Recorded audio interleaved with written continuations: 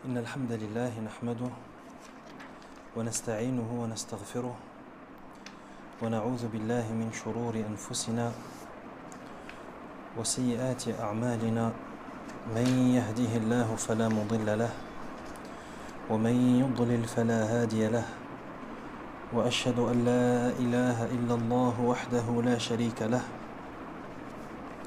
وأشهد أن محمدًا عبده ورسوله صلى الله عليه وسلم أما بعد فإن أصدق الحديث كتاب الله وخير الهدي هدي محمد صلى الله عليه وسلم وشر الأمور محدثاتها وكل محدثة بدعة وكل بدعة ضلالة وكل ضلالة في النار أما بعد.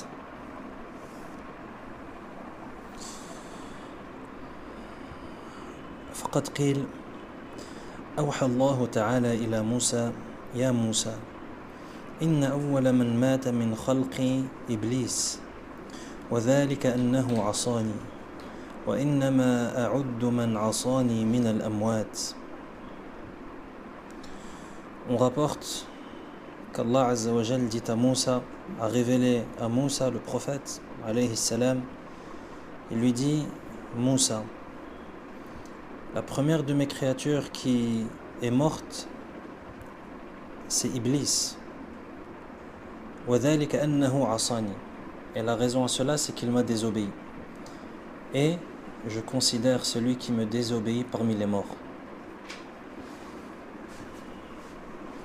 وفي المسند وجامع الترمذي من حديث أبي صالح عن أبي هريرة رضي الله عنه قال: قال رسول الله صلى الله عليه وسلم: إن المؤمن إذا أذنب نكت في قلبه نكتة سوداء فإن تاب ونزع واستغفر صقل قلبه وإن زادت حتى تعلو قلبه فذلك الران الذي ذكر الله عز وجل كلا بل ران على قلوبهم ما كانوا يكسبون.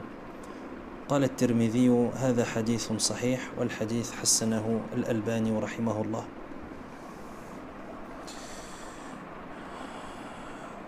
L'imam Ahmed rapporte dans son Musnad ainsi que At-Tirmidhi dans son Jami' un hadith d'Abu Huraira radiyallahu anhu qui rapporte que le messager d'Allah sallallahu alayhi wa sallam dit: lorsque le croyant commet un péché, on inscrit un point noir dans son cœur.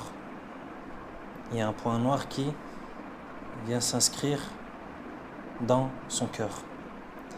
S'il se repent, qu'il cesse et qu'il implore le pardon, son cœur est poli. Poli du verbe polir. Comme on dit polir un bijou, polir un diamant. Quand ce genre de choses, par exemple lorsqu'un bijou commence à devenir sale, il est entouré d'impuretés, il commence à devenir noir, il commence à perdre de sa splendeur, qu'est-ce qu'on fait? On le polit. Donc le prophète sallallahu alayhi wa sallam dit: s'il se repent, qu'il cesse et qu'il implore le pardon, son cœur est poli de ce point. Mais s'il persiste, cela continue jusqu'à recouvrir tout son cœur. Et c'est là la rouille mentionnée par Allah lorsqu'il dit dans la traduction des sens du verset 14 de Surat Al-Mutaffifin: Kalla bal rana ala qulubihim ma kanu yaksibun. Non, une rouille recouvre plutôt leur cœur en raison de ce qu'ils commettaient. Une rouille, les couches qui recouvrent le cœur jusqu'à ce que le cœur devienne complètement aveugle. Nas'Allah al-afiyata wassalam. Donc on voit dans ce hadith que les péchés, qu'est-ce que ça cause? Ça cause là et ça provoque la noirceur du cœur. Parce qu'à chaque fois qu'un péché est commis, il y a un point noir qui vient s'inscrire dans le cœur. Et comme a dit le prophète sallallahu alayhi wa sallam, si la personne se repent, cesse de commettre ce péché et demande le pardon, ce point noir il disparaît. Le cœur devient poli, du verbe polir, illustré. Par contre, s'il persiste, s'il continue dans le péché, les points noirs vont continuer à être inscrits sur le cœur jusqu'à ce que le cœur jusqu'à ce qu'il recouvre tout le cœur. Wal-'iyadhu billah. Et ça, on le retrouve dans le verset 14 de Sourate Al-Mutaffifin, dans lequel le Très-Haut dit Kalla bal rana ala qulubihim ma kanu yaksibun. Non, mais c'est plutôt la rouille qui recouvre leur cœur en raison de ce qu'ils commettaient.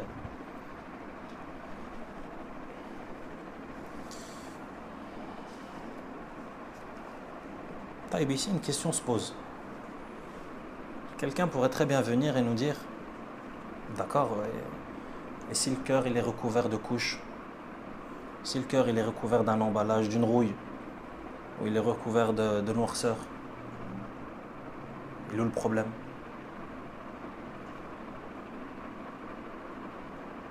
Qu'est-ce qu'on répond à cette personne? Il est où le danger? Et toi, tu as un cœur blanc et moi j'ai un cœur noir. Et c'est quoi la suite? Il y a une différence de couleur. De la même manière qu'il y a des chevaux blancs et des chevaux noirs. Là. Hein? C'est quoi le danger que le cœur soit recouvert?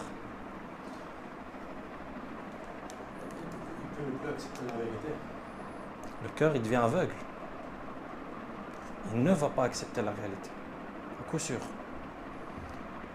Yani, si je mets un bandeau sur tes yeux, est-ce que tu vois? Tes yeux sont recouverts.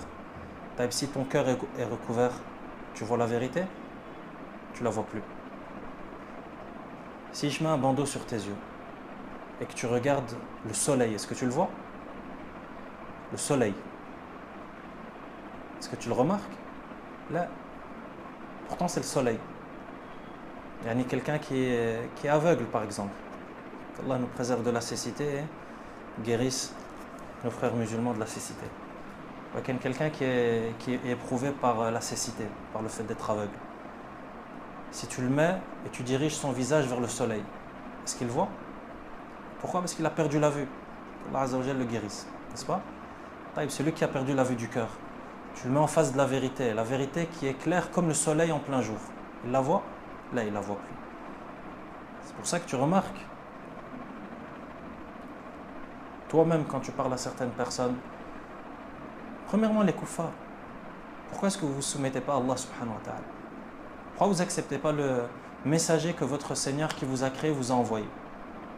Yani celui qui t'a créé à partir du néant, qui t'a fait sortir du ventre de ta mère, et celui qui te nourrissait lorsque tu étais dans le ventre de ta mère, et qui te nourrit encore maintenant, et qui te fait descendre l'eau du ciel afin que tu puisses boire, celui qui s'occupe de toi, celui qui se charge de toutes tes affaires. Il t'a envoyé un messager, et il te demande de l'écouter et de le suivre. Pourquoi est-ce que tu ne l'écoutes pas? Pourquoi est-ce que tu ne l'obéis pas? Des choses qui sont claires, comme le soleil, en plein jour. Là, il dit quoi? Il dit non, moi laisse-moi vivre ma vie, moi ça ne m'intéresse pas, moi j'y crois pas, c'est pas clair, c'est pas logique. C'est pas logique. Je te montre le soleil en plein jour et tu me dis que tu ne le vois pas? Non, mais c'est possible. De la même manière que l'aveugle ne voit pas le soleil en plein jour, celui dont le cœur est recouvert de couches ne voit pas la vérité, alors que toi tu la vois comme le nez au milieu de la figure. Les péchés, ça cause cela. Ça fait en sorte que le cœur devient aveugle. Et d'ailleurs, Allah Azza wa Jalla en parle dans le Coran. Des cœurs qui sont aveugles. Des cœurs qui deviennent aveugles. On demande à Allah Azza wa Jalla de nous préserver de cela. C'est très très dangereux. Donc celui qui veut voir la vérité, et tout le monde doit voir la vérité. Parce que la vérité, tu ne pourras pas t'y soumettre et tu ne pourras pas la mettre en pratique. Tu ne pourras t'y soumettre et la mettre en pratique qu'après l'avoir vue. Qu'après en avoir pris connaissance. N'est-ce pas? فنسأل الله أن يرينا الحق حقا وأن يرزقنا اتباعه وأن يرينا الباطل باطلا وأن يرزقنا اجتنابه. Ça c'est une invocation importante à mémoriser et à dire. نسأل الله أن يرينا الحق حقا. On demande à Allah de nous faire voir la vérité. وأن يرزقنا اتباعه. Et de nous accorder de suivre cette vérité. C'est-à-dire que toi tu demandes à Allah de te faire voir la vérité en vérité. Qu'est-ce que ça signifie ça? Tu demandes à Allah qui ne te fait pas voir la vérité en faux. Ça veut dire la vérité, il te la fait apparaître en vrai. Ça veut dire que toi, tu n'as pas un problème de vision. Mais le vrai, tu vois que c'est du vrai. Et le faux, tu vois que c'est du faux. Mais si les choses s'inversent, et que chez toi, le vrai, ça devient le faux, et que le faux, ça devient le vrai, comment est-ce que tu vas prendre le bon chemin comme ça? Toi, tu prends le chemin qui mène vers l'enfer, et tu penses aller au paradis. Et tu t'écartes du chemin qui mène vers l'enfer selon toi, ton opinion, et selon ta vision, et selon ta pensée, alors qu'en réalité, ce chemin mène vers le paradis. Donc tu demandes à Allah qu'il te fasse montrer le vrai en vrai et qu'il t'accorde le fait de le suivre. Parce qu'après avoir vu la vérité comme étant vraie, c'est pas fini. Il faut l'emprunter, le chemin de la vérité. Et deuxième partie du dua, وَأَنْ يُرِيَنَا الْبَاطِلَ بَاطِلًا وَأَنْ يَرْزُقَنَا اجْتِنَابَهُ. Et de nous montrer le faux en faux. Ça veut dire que tu demandes à Allah que le faux, il te fait prendre conscience que c'est bien du faux et que c'est bien du mal, afin que tu n'empruntes pas ce chemin. Et ensuite tu dis wa an yarzuqana ijtinaba, et qu'il nous accorde de s'en écarter.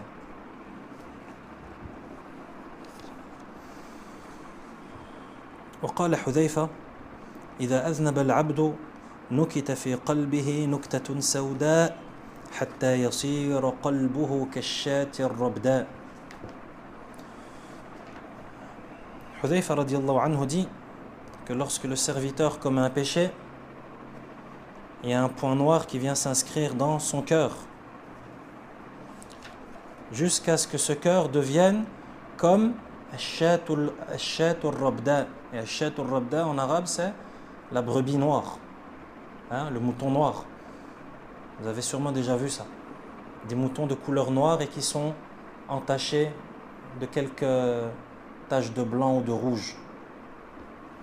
نسأل الله العافية والسلام. وقال الإمام أحمد حدثنا يعقوب حدثنا أبي عن صالح عن ابن شهاب حدثني عبيد الله بن عبد الله بن عتبة عن عبد الله بن مسعود رضي الله عنه أن رسول الله صلى الله عليه وسلم قال أما بعد يا معشر قريش فإنكم أهل لهذا الأمر ما لم تعصوا الله فإذا عصيتموه بعث عليكم من يلحاكم كما يلحى هذا القضيب لقضيب في يده ثم لحى قضيبه فإذا هو أبيض يصلد والحديث صحيح.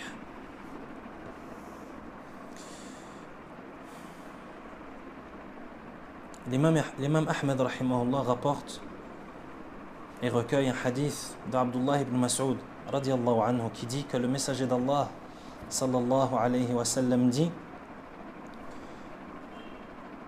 Amma ba'd ya ma'shara Quraysh. Donc il s'adresse aux Qurayshites, les membres de la tribu de Quraysh, qu'on appelle les Qurayshites.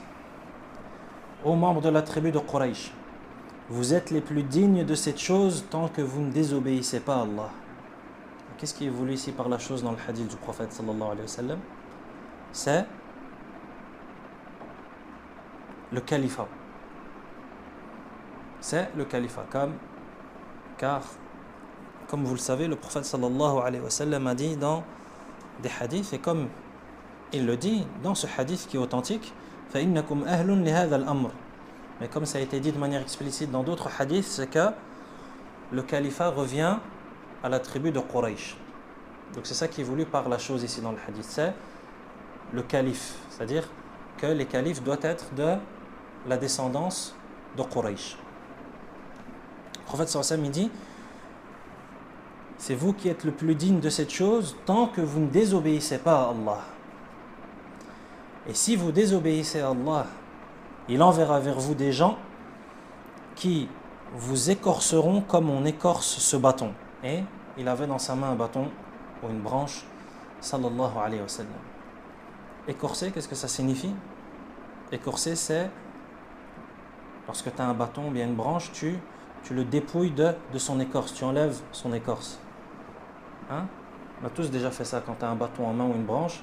Lorsque tu lui enlèves son écorce, ça, en français, ça s'appelle écorcer. Et c'est ça que dit le prophète sallallahu alayhi wa sallam. C'est que les Quraysh sont les plus dignes d'être les califes. après la mort du prophète sallallahu alayhi wa sallam, tant qu'ils ne désobéissent pas à Allah. Et s'ils désobéissent à Allah, Allah va leur envoyer des gens qui vont les écorcer. Comme on écorce ce bâton. Et il tenait un bâton dans sa main, sallallahu alayhi wa sallam. Et ensuite, fin du hadith, qu'est-ce que dit le rapporteur? Il dit ثُمَّ لَحَا قَضِيبَهُ. Et le prophète sallallahu alayhi wa sallam a effectivement écorcé le bâton qui se trouvait dans sa main jusqu'à ce que ce bâton devienne blanc et éclatant. Hein, quand tu enlèves l'écorce d'une branche, l'intérieur de la branche, elle est quelle couleur? Elle est blanche. Donc regardez l'image qu'a donné le prophète sallallahu alayhi wa sallam de celui qui désobéit à Allah. Bon, ici ça concerne Quraysh. Il leur a dit que si vous désobéissez à Allah, Allah va vous envoyer des gens qui vont vous écorcer comme on écorce ce bâton. Et le hadith est authentique. وذكر الإمام أحمد عن وهب أن الرب عز وجل قال في بعض ما يقول لبني إسرائيل إني إذا أطعت رضيت وإذا رضيت باركت وليس لبركتي نهاية وإذا عصيت غضبت وإذا غضبت لعنت ولعنتي تبلغ السابع من الولد.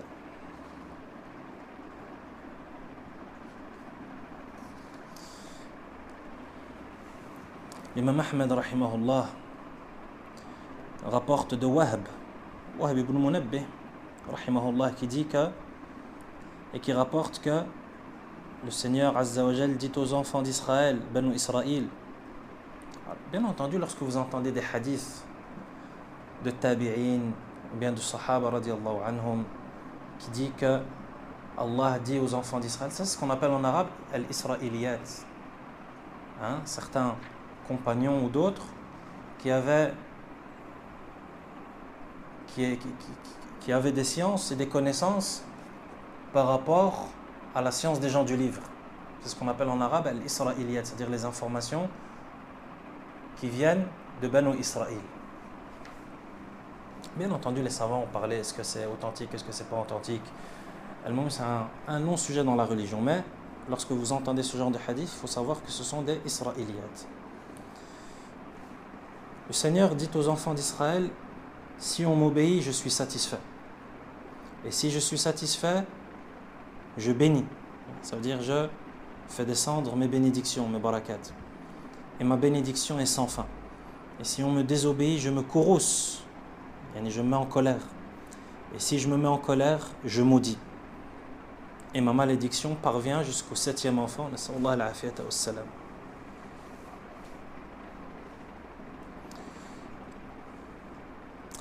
وذكر أيضا عن وكيع حدثنا زكريا عن عامر قال كتبت عائشة إلى معاوية أما بعد فإن العبد إذا عمل بمعصية الله عاد حامده من الناس ذاما.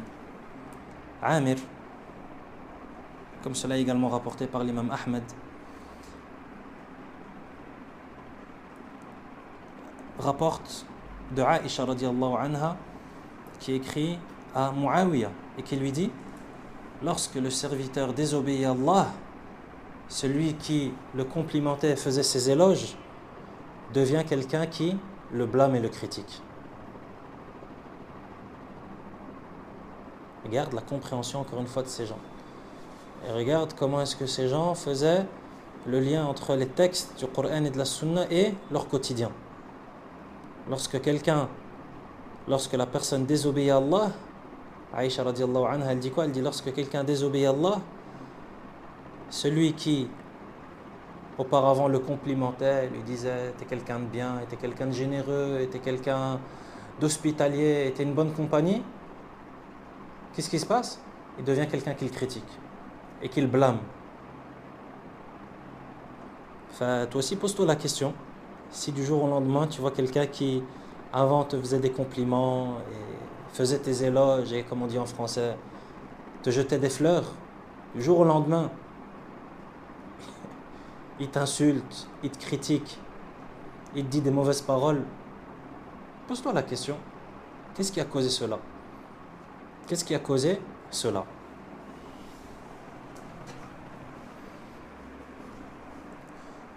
En fait, en conclusion, le croyant, il se remet toujours en question lui-même. même si en face de lui, et là en l'occurrence, même si celui qui du jour au lendemain est passé de quelqu'un qui fait des compliments à quelqu'un qui à quelqu'un qui critique, même s'il le fait de manière illégitime, c'est-à-dire même s'il se trompe ou bien s'il est injuste dans sa démarche, et toi tu te remets en question toi-même. Qu'est-ce que j'ai fait pour que ça m'arrive? Et toi, ça ne change rien en fait si celui qui est en face de toi le fait de manière légitime ou illégitime. Yani si il a raison ou s'il se trompe, ça ne change rien. Ça ne change rien au fait que toi, tu dois te remettre en question toi-même. Qu'est-ce que j'ai fait pour que ça m'arrive? Qu'est-ce que j'ai fait pour que... comme on va le voir par exemple. Imagine par exemple tu te fais attaquer par un chien dans la rue. Comme l'imam Ibn al-Qayyim, il en parle dans le livre. Que les péchés, ça excite même les créatures sur toi. Ça enrage même les créatures sur toi, comme les animaux par exemple. Enfin, toi par exemple, tu te fais attaquer par un chien. Tu te poses la question. Tu dis, qu'est-ce que j'ai fait pour que Allah subhanahu wa ta'ala lance ce chien sur moi et permette à ce chien de m'attaquer? Non, le croyant, il se remet en question jusque-là. Et sa profondeur de réflexion, elle va jusque-là. Il ne dit pas, il est où le maître? Je vais porter plainte. Qu'est-ce que tu as fait? Non, tu peux faire ça, la basse. C'est ton droit, tu t'es fait attaquer, tu as le droit de demander réparation. Walakin, est-ce que tu cherches réparation entre toi et Allah subhanahu wa ta'ala? Toi, tu cherches réparation physique. Non, c'est bien. Walakin, cherche réparation entre toi et Allah. Et regarde, qu'est-ce qui a causé cela? Parce que la règle, elle nous dit quoi? C'est que tout mal qui te touche, c'est à cause de ce que tes mains ont commis. Ça, c'est la règle. Tout mal qui te touche, sans aucune exception. ظهر الفساد في البر والبحر بما كسبت أيدي الناس ليذيقهم بعض الذي عملوا dans le Coran. Le désordre est apparu sur terre et sur mer à cause de ce qu'ont commis les gens comme mal. Pourquoi? ليذيقهم, pour qu'Allah, pour qu'il, c'est-à-dire Allah, pour qu'il les fasse goûter بعض الذي عملوا. بعض. Pour qu'Allah les fasse goûter une partie de ce qu'ils ont fait. Donc déjà, on comprend quoi de ce verset? On comprend plusieurs choses. Premièrement, c'est que le mal qui nous arrive, c'est à cause de nous. C'est à cause de nous. Comme Allah Azza wa Jalla dit dans un autre verset, قُلْ هُوَ مِنْ عِنْدِ أَنفُسِكُمْ.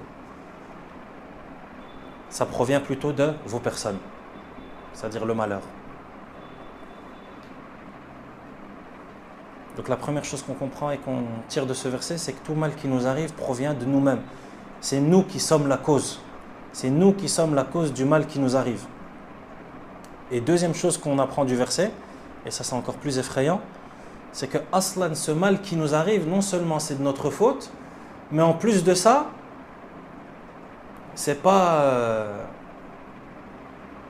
ce qu'on mérite en fait.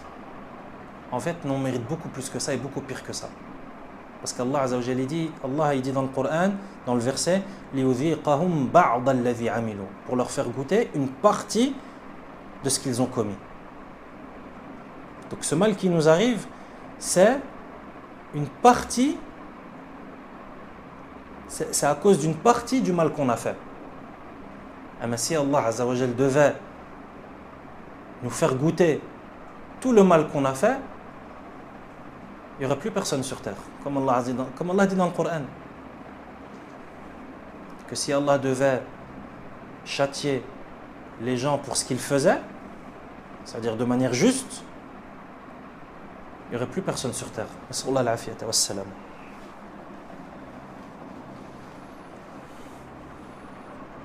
Donc tu comprends de là, qu'est-ce que tu comprends de là? C'est que le mal qui t'arrive en réalité, c'est Allah, il a été doux avec toi. Allah, il a été doux. Parce que si Allah, il nous faisait goûter ce qu'on mérite, on aurait vu autre chose, wallahi.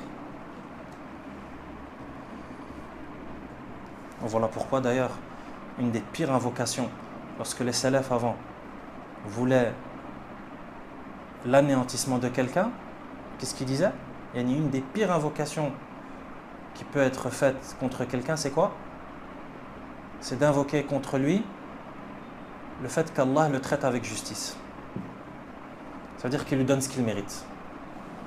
Ça, c'est une des pires invocations qui existent. Pourquoi? Parce que si Allah donne à quelqu'un ce qu'il mérite, c'est fini. Oublie cette personne.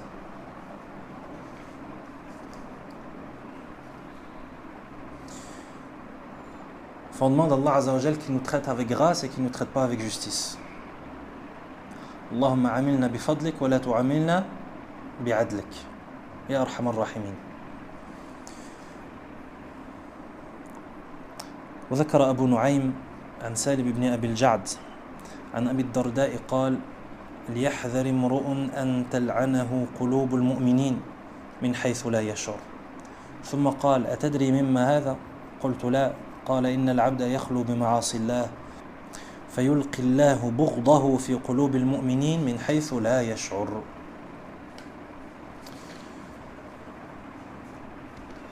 Abu Nu'aym rahimahullah rapporte selon Abu Darda radiyallahu anhu qui dit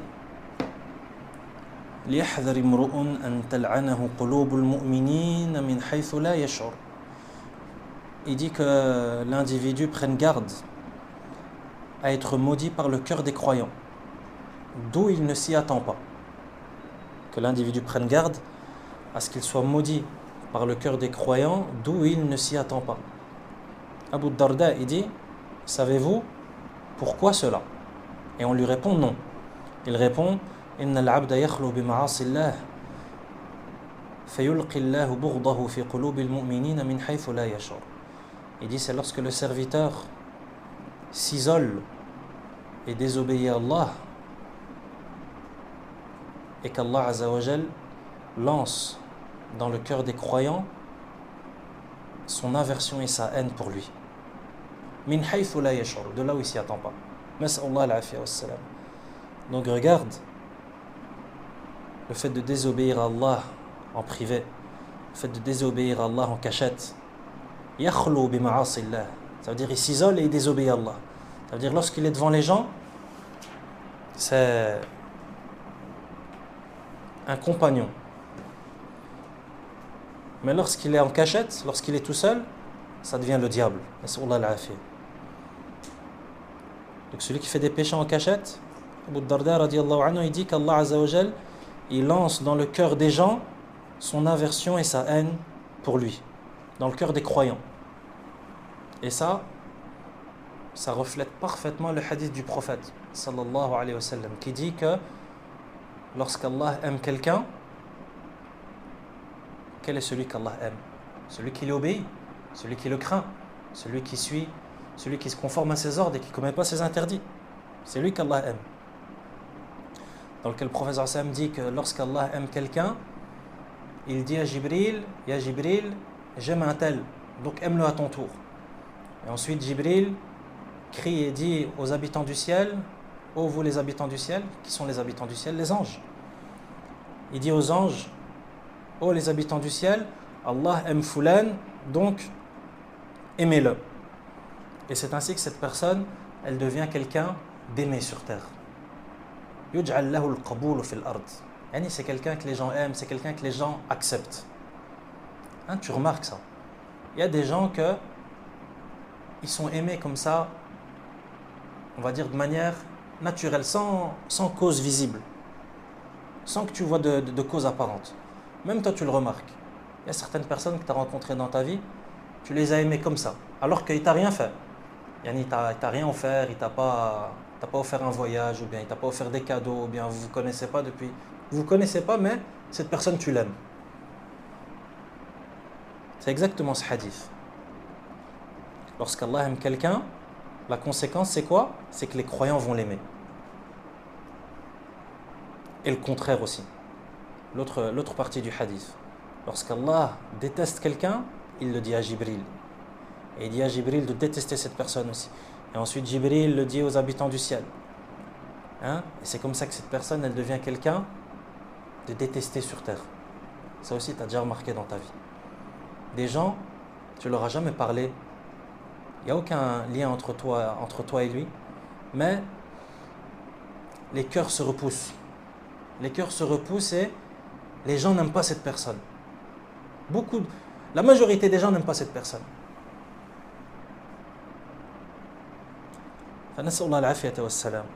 Qu'est-ce qui cause cela? Regarde Abu Darda radiallahu anhu, il en parle dans sa déclaration ici. Qu'est-ce qui cause cela entre autres? Les péchés en cachette. Qu'Allah Azza wa Jal nous en préserve. وذكر عبد الله بن أحمد في كتاب الزهد لأبيه عن محمد بن سيرين أنه لما ركبه الدين اغتم لذلك فقال إني لأعرف هذا الغم بذنب أصبته منذ 40 سنة. Abdullah ibn Ahmed dit dans le livre Az-Zuhd que Muhammad ibn Sirin, rahimahullah, un des grands tabi'in, dit que lorsqu'il a été endetté, lorsqu'il a été touché par les dettes, ça l'a beaucoup affecté. Et qu'est-ce qu'il a dit? Il dit Inni la a'rifu hadha al-ghamma bi dhanbin asabtuhu mundu 40 sana. Il dit là, ce qui m'affecte, ces dettes dans lesquelles je me retrouve là, je sais c'est à cause de quoi. Il dit ça c'est à cause d'un péché que j'ai commis à 40 ans.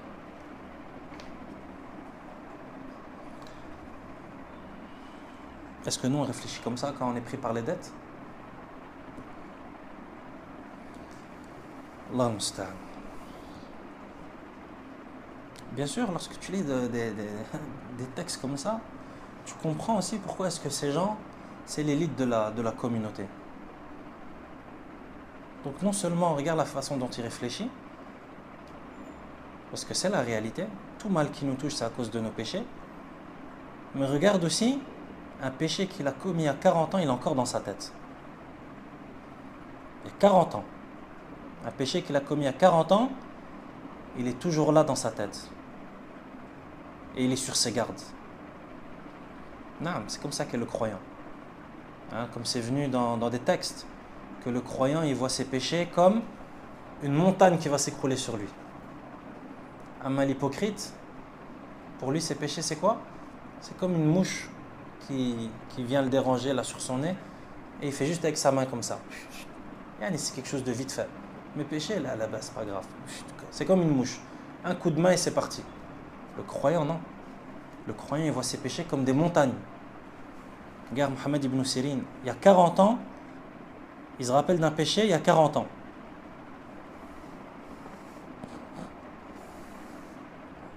Bien sûr, ça nous ramène à un autre grand sujet, qui est le fait de se rappeler de ses péchés, de se remémorer nos péchés. Est-ce qu'on fait ça? Est-ce qu'on fait ce travail de rafraîchissement de la mémoire avec les péchés? C'est comme ça qu'est le croyant, c'est ce qu'on appelle muhasabatun nafs. C'est ça muhasabatun nafs. Se remettre en question, le travail d'introspection, l'examen de conscience. C'est ça, c'est de se rappeler les péchés. Parce que si tu ne fais pas le travail de rafraîchissement de mémoire de tes péchés, tu vas les oublier. Et si tu les oublies, comment est-ce que tu t'en repens? Comme Allah dit dans le Coran, Ahsahu Allah wa nasuh. Allah les a recensés, mais eux ils les ont oubliés. Toi tu as oublié, mais Allah il n'a pas oublié. Allah il oublie. Hasha. Et comme on dit dans l'adage, Inna Allah yumhil wa la yuhmil. Inna Allah yumhil wa la yuhmil. Les deux mots se ressemblent beaucoup. Il y a juste deux lettres qui sont inversées. Inna Allah yumhil, du verbe amhala yumhilu, c'est-à-dire il accorde un délai. Allah il accorde des délais. Naam, ça c'est juste. Walakin la yuhmil, mais il n'oublie pas. Iyak, ne te fais pas tromper par les délais. C'est pas parce qu'Allah te donne un délai qu'il a oublié. Inna Allah yumhil wa la yuhmil. Allah donne des délais, mais il n'oublie pas, il néglige pas. Tout est écrit, tout est recensé.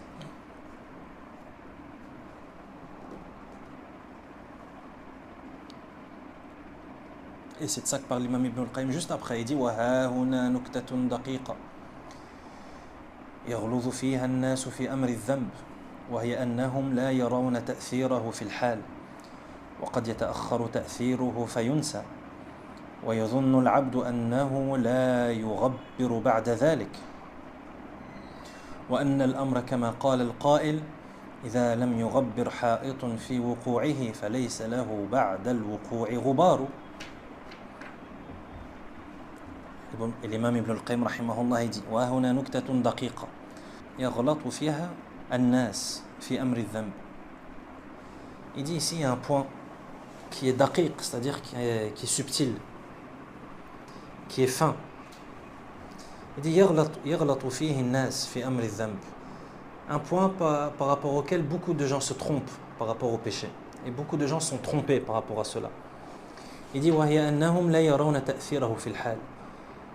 C'est quoi ce point? Il dit c'est le fait que le péché, ou les gens, ne voient pas les conséquences de leur péché directement. وقد يتأخر تأثيره فينسى. Pourquoi? Car les conséquences des péchés peuvent tarder de temps en temps. Et donc la personne elle est trompée et elle oublie. ويظن العبد أنه لا يغبر بعد ذلك. Et donc la personne, miskin, il croit que khalas, le péché il est passé et que ses effets n'auront pas lieu.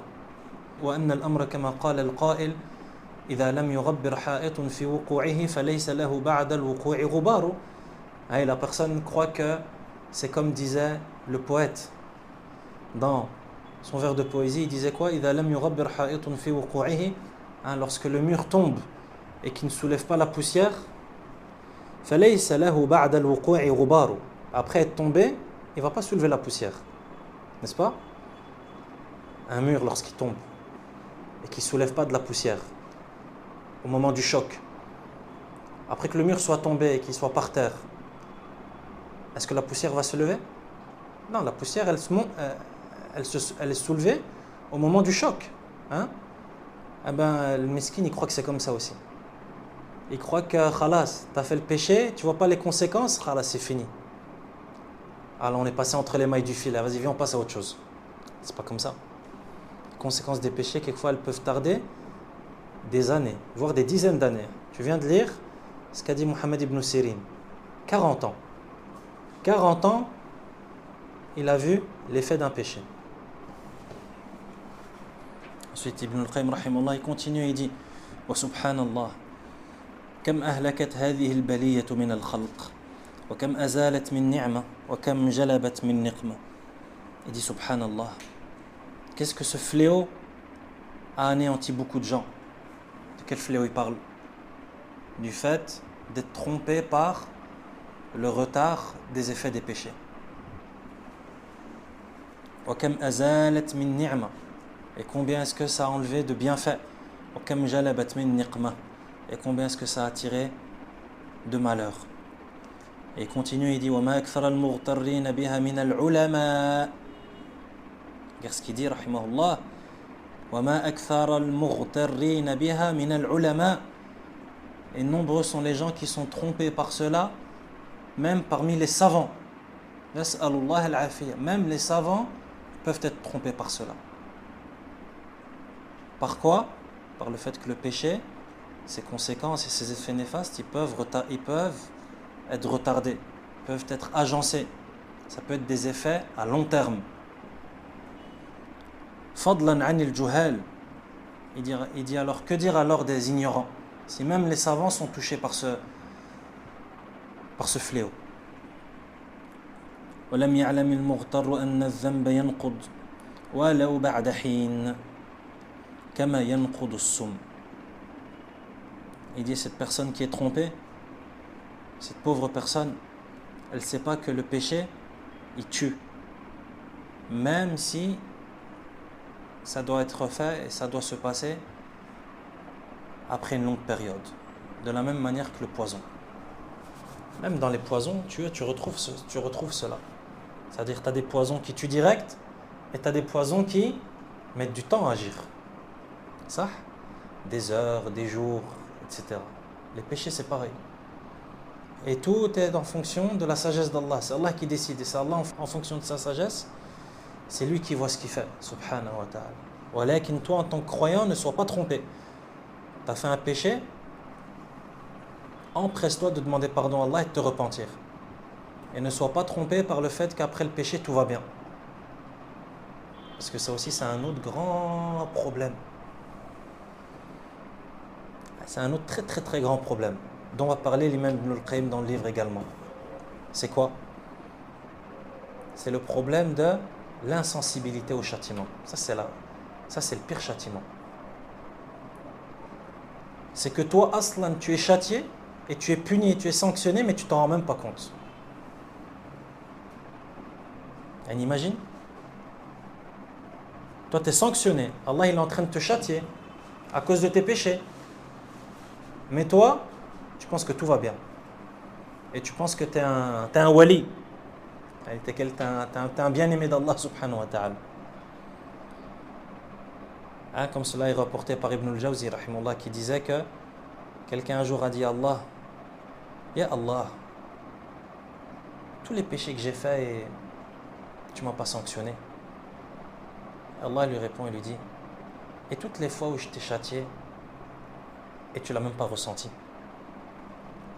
Il lui a dit, est-ce que je t'ai pas interdit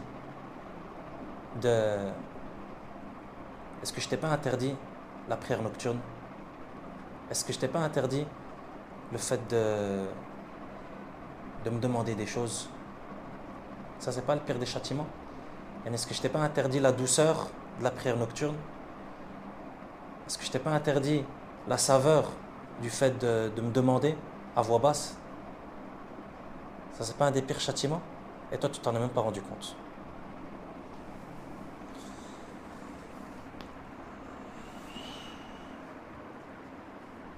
Donc le croyant, il est attentif à ce genre de choses.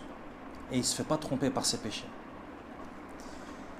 وقد ذكر الإمام أحمد عن أبي الدرداء اعبدوا الله كأنكم ترونه وعدوا أنفسكم في الموتى واعلموا أن قليلا يغنيكم خير من كثير يلهيكم واعلموا أن البر لا يبلى وأن الإثم لا ينسى. L'imam Ahmed rahimahullah rapporte d'Abu Darda radiallahu anhu qui dit U'budullaha ka'annakum tarawna. Adorez Allah comme si vous le voyez. Adore Allah comme si tu le vois. Car toi, si tu le vois pas, lui, il te voit. Wa'uddu anfusakum min al-mawta. Et considérez-vous et comptez-vous parmi les morts. Wa'alamu anna qalilan yughnikum khayrun min kathirin yulhikum. Ça aussi, c'est une grande règle que nous donne Abu Darda. Il dit, sachez que une petite quantité qui vous suffit est meilleure qu'une grande quantité qui vous distrait. Allah, quelle parole! Sachez qu'une petite quantité qui vous suffit, c'est meilleur qu'une grande quantité qui vous distrait. Petite quantité. Alhamdulillah. Allah Azza wa Jalla t'a accordé un rizq avec lequel tu manges, tu bois, tu subviens aux besoins de ton épouse, tu subviens aux besoins de ta famille, tu subviens aux besoins de tes enfants. Ce rizq il est suffisant pour que vous appreniez. Ce rizq il est suffisant pour que vous vous soignez en cas de maladie. Qu'est-ce que tu veux de plus? Qu'est-ce que tu veux de plus? Tu veux des grandes quantités? Qui te dit que si Allah te donne cette grande quantité, ça ne va pas te conduire vers l'enfer et ça ne va pas te distraire? C'est ça qu'il dit Abu Darda. Une petite quantité qui te suffit, alhamdoulilah, ça comble tes besoins, c'est meilleur et meilleur que des grandes quantités qui vont te distraire.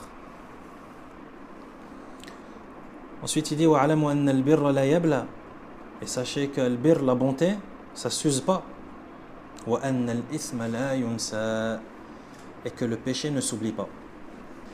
Et c'est cette partie du athar qui nous intéresse. Que le péché ne s'oublie pas. Et si toi tu l'as oublié, sache qu'Allah ne l'a pas oublié. Allah l'a consigné et eux, ils l'ont oublié. ونظر بعض العباد إلى صبي فتأمل محاسنه فأوتي في منامه وقيل له لتجدن غباها بعد 40 سنة. Et un jour, un adorateur, c'est-à-dire quelqu'un qui était consacré à l'adoration, un dévot, regardait un jeune enfant. فتأمل محاسنه. Et il médita sur ses atouts, sur sa beauté. Quelqu'un est venu le voir en rêve et lui a dit لتجدن غباها بعد 40 سنة. Tu subiras les conséquences de cela, c'est-à-dire de ce regard vers ce jeune, بعد 40 سنة, dans 40 ans. Et dans d'autres variantes de ce genre de athar, qu'est-ce qu'on voit? Quelle a été la conséquence?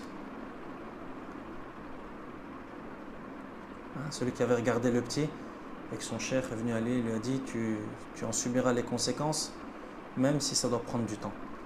Qui se souvient? Un matin, il s'est réveillé et il a oublié tout le Coran. Ensuite, l'imam Ibn al-Qayyim rahimahullah continue et dit هذا مع أن للذنب نقدا معجلا لا يتأخر عنه. قال سليمان التيمي إن الرجل يصيب الذنب في السر فيصبح وعليه مذلته.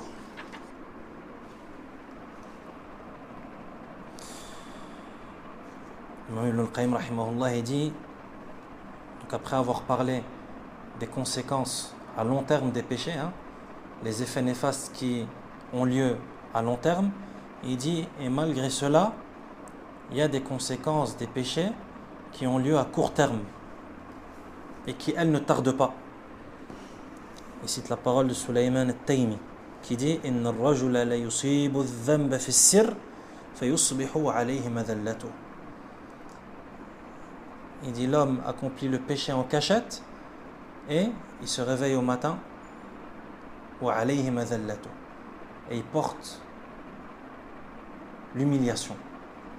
Il porte l'humiliation. Humilié, vil, sur son visage.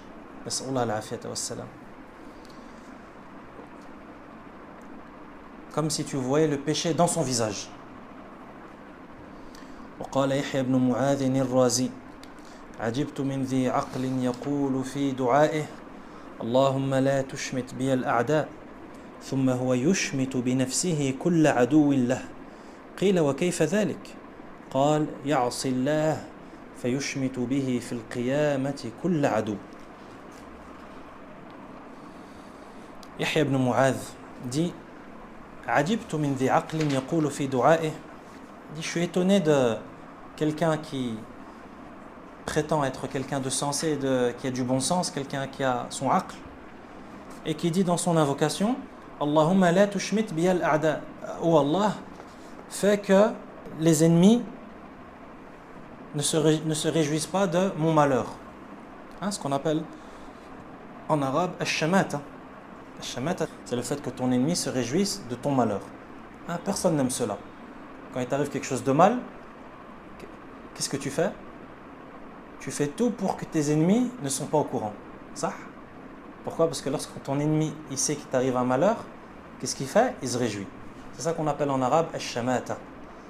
Donc lui il dit quoi? Il dit Allahumma la tushmit bi al-a'da. Il dit oh Allah, ne fais pas que mes ennemis se réjouissent de mes malheurs. Et Yahya ibn Mu'adh, lui, il s'étonne de celui qui fait cette invocation, mais qu'ensuite, c'est lui-même qui est la cause pour que ses ennemis se réjouissent de ses malheurs. On lui a dit comment? Lui, il invoque Allah pour que ses ennemis ne se réjouissent pas de ses malheurs. Mais il dit que lui, c'est lui-même qui fait en sorte que ses ennemis se réjouissent de ses malheurs. On lui demande comment est-ce que c'est possible. Il dit يعصي الله فيشمت به في القيامة كل عدو. Il désobéit à Allah et, conséquence, le jour de la résurrection, tous ses ennemis se réjouiront de son malheur. Le jour de la résurrection, le jour du dévoilement, le jour où tout va apparaître et que c'est fini, il n'y aura plus rien à cacher. يَوْمَ تُبْلَى السَّرَائِرُ, le jour où les choses qui étaient à l'intérieur, tout ce qui est les